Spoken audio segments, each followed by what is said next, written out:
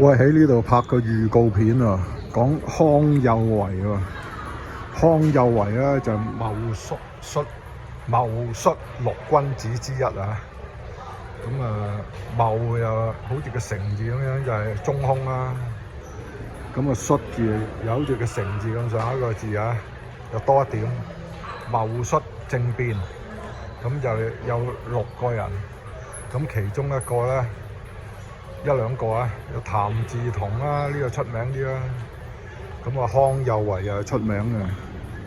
咁戊戌六君子入邊咧，呢個康有為咁同我租車有乜關係啊？咁又打佢啲算盤咧，有啲關係喎。因為咧呢個康有為啊個侄女，即係佢啲康有為嗰啲兄弟嘅女。就喺九龍總商會嗰度教書嘅喎，咁教過我啊，教我咩啦？教我 mathematics， 即係教我數學。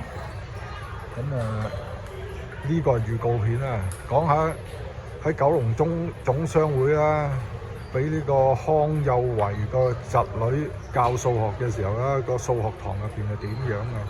都幾過癮㗎，呢個係預告片。